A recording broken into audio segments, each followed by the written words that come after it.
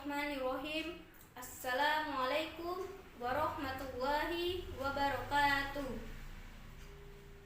Alhamdulillahirabbil alamin.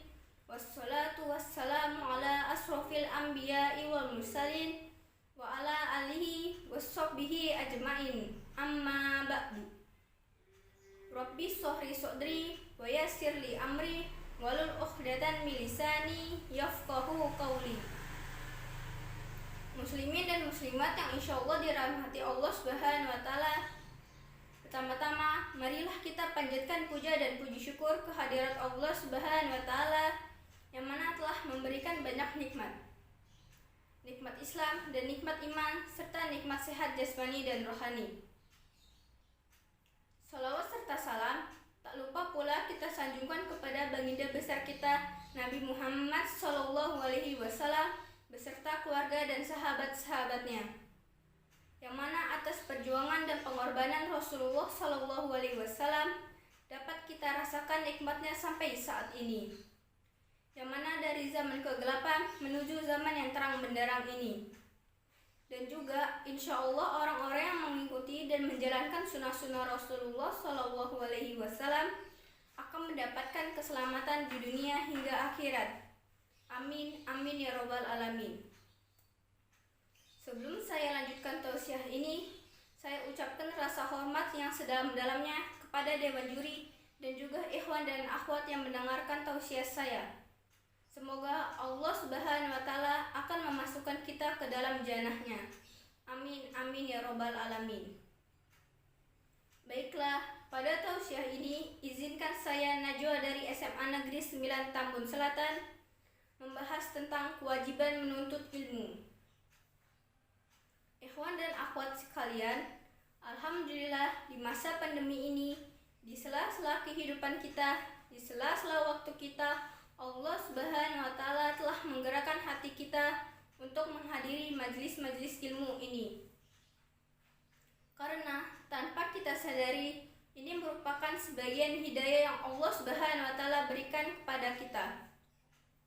Ikhwan dan akhwat sekalian yang insya Allah selalu disayangi Allah Subhanahu wa taala, ada salah satu hadis Rasulullah SAW yang artinya, barang siapa yang Allah Subhanahu wa taala kehendaki kebaikan pada dirinya, maka Allah Subhanahu wa taala akan menjadikan dia yang paham tentang ajarannya, dan juga akan mendapatkan keberuntungan dan keselamatan di dunia hingga akhirat. Maka Allah Subhanahu wa taala akan menjadikan dia orang yang faqih. Ikhwan dan akhwat sekalian, tahu apa itu faqih?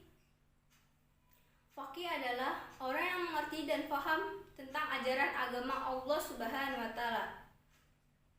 Ikhwan dan akhwat sekalian yang insyaallah dirahmati Allah Subhanahu wa taala, ketika kita belajar atau menuntut ilmu, sebaiknya kita harus benar-benar mengerti dan paham apa yang kita pelajari, supaya pemahaman itu dapat kita pakai pada saat diamalkannya, sehingga insya Allah kita akan mendapatkan pahalanya, seperti tentang sholat, puasa, zakat, dan yang lainnya.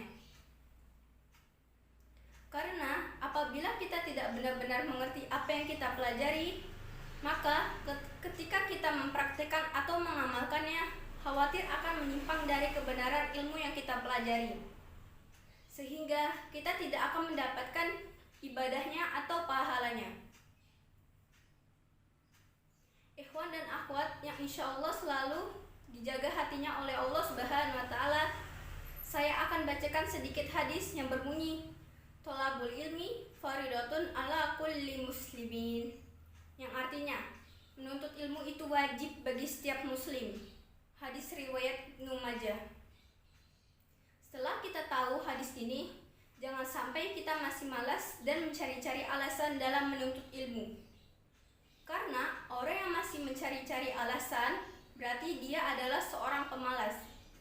Dan dalam agama kita, seorang pemalas tidak akan mendapatkan tempat di masyarakat dan menjadi orang yang sangat merugi karena waktunya akan terbuang sia-sia. Hendaknya kita sebagai seorang muslim harus selalu mengisi waktu kita dengan sebaik-baiknya. Salah satunya dengan menuntut ilmu yang bermanfaat. Menuntut ilmu tidak harus di bangku sekolah. Di kehidupan nyata sehari-hari, di dalam masyarakat pun masih banyak pelajaran yang bisa diambil. Ikhwan dan akhwat sekalian, kesimpulan dari tausiah saya bahwa kewajiban menuntut ilmu adalah suatu kewajiban bagi muslimin dan muslimat. Karena dalam kehidupan, ilmu sangatlah penting, terutama ilmu agama. Karena ilmu agama merupakan fondasi atau dasar dalam kehidupan di dunia. Dengan fondasi yang kuat, insya Allah kita akan selamat di dunia hingga akhirat. Amin, amin ya robbal alamin. Baiklah, ikhwan dan akhwat yang mendengarkan tausiah saya hingga akhir. Sebelum saya akhiri tausiah saya mohon maaf apabila ada khilafan penyampaian atau kata-kata yang salah. Itu datangnya hanya dari saya pribadi sendiri. Dan bila mungkin ada kebenaran, itu datangnya hanya dari Allah Subhanahu wa taala. Akhirul kalam, subhanaka Allahumma wa bihamdika asyhadu an la ilaha illa anta astaghfiruka wa atubu ilaik. Wabillahi taufiq wal hidayah. Wassalamualaikum warahmatullahi wabarakatuh.